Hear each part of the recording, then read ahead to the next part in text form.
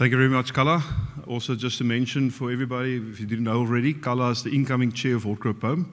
So thanks for picking up the baton there, Kala. I don't know if Nick's in the audience, but he's done a sterling job over many years for Holdcrow-Pome. Kala is now taking over that role, and we're looking forward to collaborating in the future. Okay, so it falls to me to introduce Holdcrow Science and also the crop production program. So let's get going with that.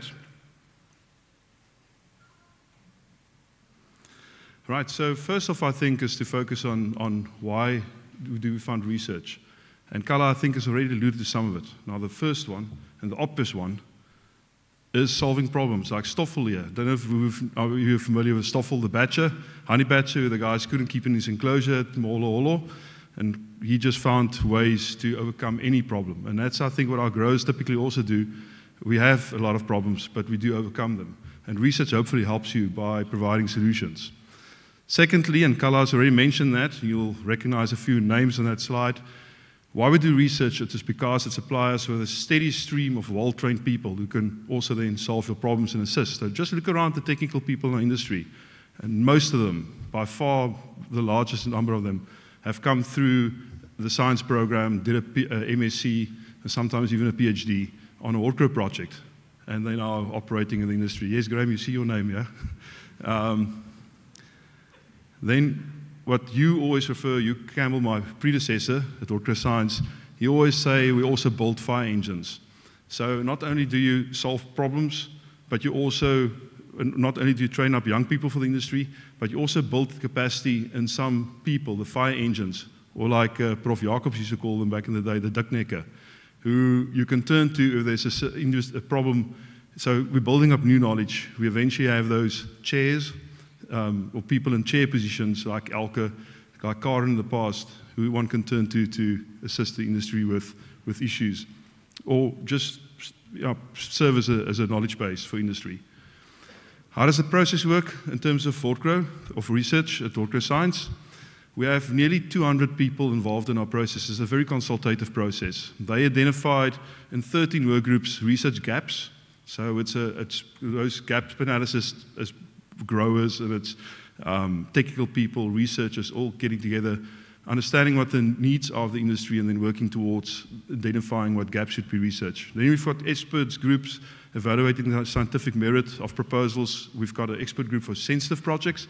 It's an increasing category of projects, and you won't see any of them presented today because they're sensitive, but there's a lot of background work also going on. We've got an online library for all our completed research. These projects, unfortunately, will also not be there, but do know that these ones work for you at market access level, for example. We have advisory groups that decide on the relevance of projects. Holdcrow Science has got 3 advisory groups, but then there's also another 3 that we utilize. Natasha, our sustainability managers, advisory council, the plant material advisory council, and we utilize them to also identify gaps in their particular fields. And then we've got oversight by a council with members sitting on advisory groups as well, so they're linked in everywhere, very ably led by Stephen Raby, our chair now for the most recent years. Okay, so that's the process. How's the money being spent? So last year we had a total budget of about 40 million rands, and I want you to see that most of that research, most of the money is spent on projects, on research projects, 74%. There's obviously management. There's a little bit of overseas travel to keep relevant and to be up to speed. But a 12% research posts are people seconded by industry in critical positions, also to university, where they train up students, where they do research. So we've got some people employed as well. You can actually add the 12 and the 74%, and that gives you how much is really spent on research of the total percentage. You can see Pome Fruit's contribution is about 30 million, roughly 3/4 of the money. And with the money in the previous year, we funded a total of 124 projects, of which 27 were new and 97 was continuing. We recently had a group from South Tyrol visiting, and they asked us about the research fund, and we told them the percentage of GDP, what it is, and they were actually very, very surprised with the grant we cover, with the amount of money available. Okay, so what's the focus area? What do we focus on? When you spend your money, first of all, you need to have a strategy. You need to know what your drivers are. You need to know what the things is that you should be spending your money. We don't want to spend money on everything. That kind of strategy is called the equal misery strategy. Nobody gets enough money to do a proper job. So we try to focus on particular fields. And if you look at what the research is aimed at, and it was the past 5 years, we rehashing our strategy again now this year. So there's a strong efficiency drive throughout the entire value chain. That's one of the key drivers for us. We need to address the key risks of the sustainability of our industry, and then we've got to provide information to access, develop, and maintain export local markets.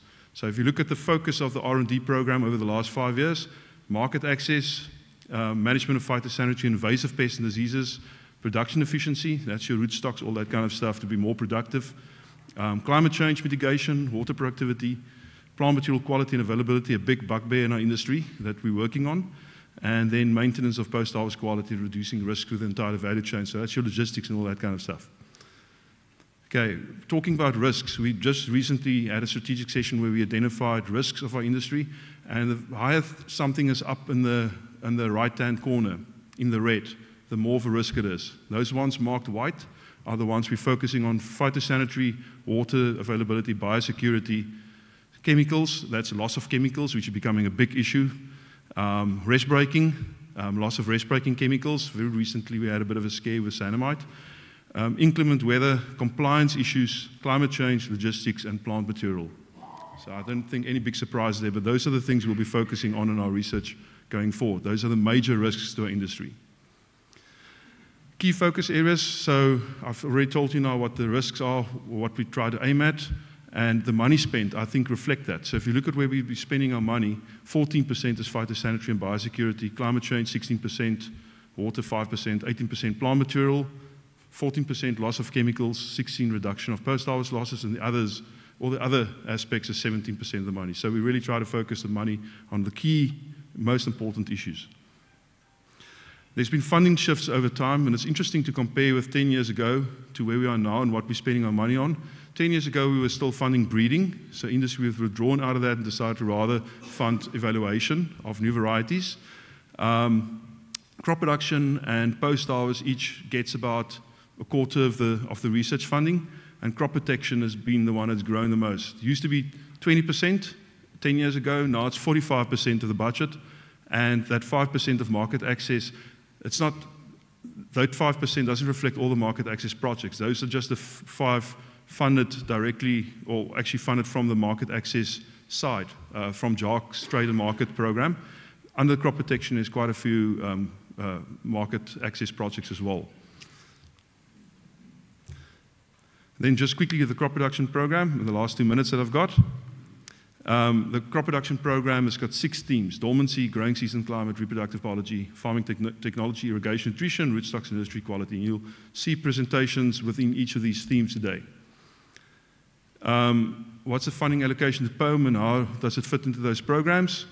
So the previous year, we completed projects to the value of about 8 million rands, and currently we've got projects running that's of the value in this current year of 4.9 million rands.